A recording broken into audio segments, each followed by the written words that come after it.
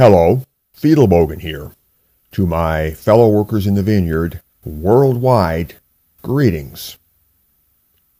The title of today's talk is The Accumulated Wisdom of the Pro-Male Community. We of the pro-male community have spent years discussing feminism from many angles, sketching theories to explain its operation, debating the merits of those theories, refining the conclusions of those debates, and stockpiling evidence. Over the years, we have developed a rough consensus. The process is ongoing, and we are far from knowing everything, but thanks to so much hard work by so many dedicated thinkers, our fund of understanding has a solid core that we can rely on. We call this fund of understanding the accumulated wisdom of the pro-male community, or simply the accumulated wisdom. It is a repository of empirical evidence, combining both lived experience and our study of world events. This repository makes a sufficient base of prior knowledge which may grow to accommodate new data. Our accumulated wisdom stands opposed to the inbred ignorance of the feminist worldview, which cannot transcend itself without undoing itself. We find, among these people, a fixed determination to sidestep critical realization, and we draw this conclusion from direct study of their behavior over many years.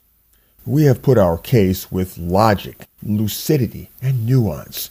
We have piled example upon example, and yet we find our effort wasted. I mean that if you are standing in a rainstorm, that fact ought to be directly evident. It should be needless to point out one raindrop after another until you persuade the other chap that it's raining. Yet the perverse will to sidestep critical realization is invincible, and if he doesn't want to see the rainstorm, he won't.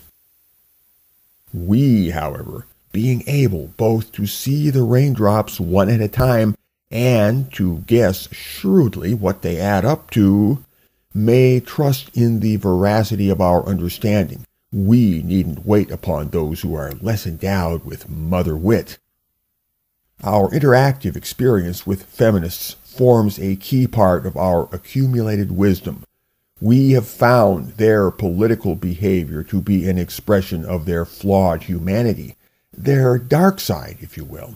In that respect, you might say that the political grows out of the personal, and such feminist behavior crops up for tactical reasons as a shielding system to ensure that the feminist message never comes up for critical examination.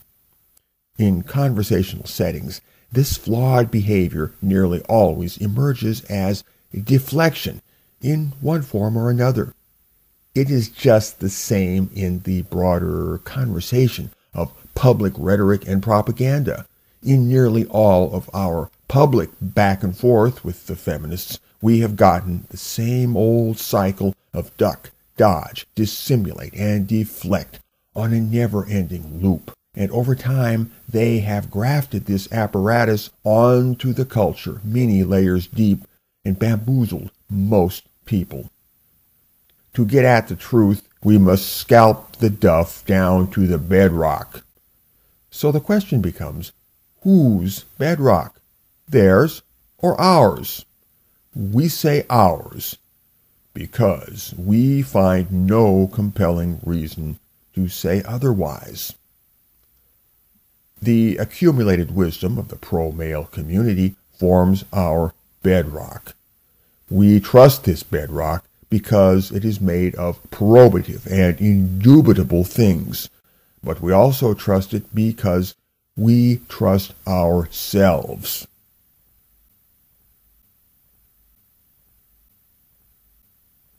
The feminists have had years to process our message and have shown themselves patently unwilling to do so. Hence, we are turning away from all of that and working toward the intellectual crystallization of our own community. Our accumulated wisdom forms the intellectual base of that community. We already understand feminism as an existing set of conditions in the world, independent of any claim that a self-confessed feminist would make about it. But our present task is to marshal this understanding into a schematic unity so as to generate target consensus and coherent strategizing. Our empirical evidence, though abundant, seems to lack an organizing framework. We intend to make good on that lack so that the accumulated wisdom will fall efficiently into place. Accordingly, we turn once again to our first precept, that feminism is the project to increase the power of women. That's all it is. It's just the project to increase the power of women.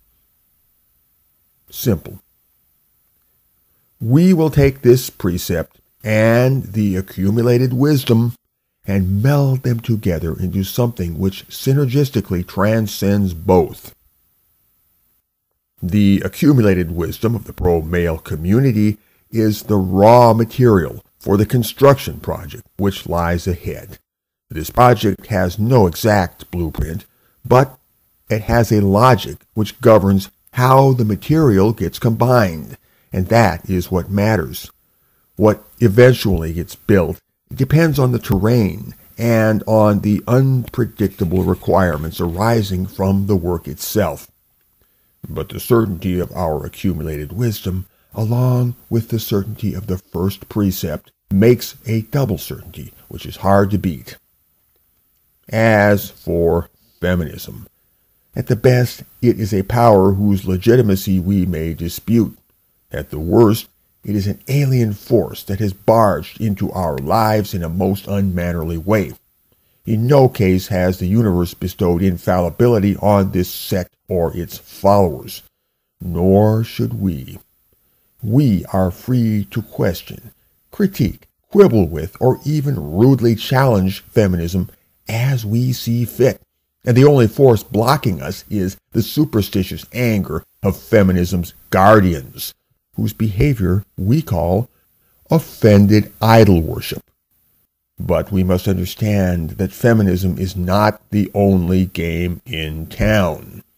It has no moral claim on us, and we are more radically free of it than we might realize. In the years ahead, we must explore this fact thoroughly and make it work for us.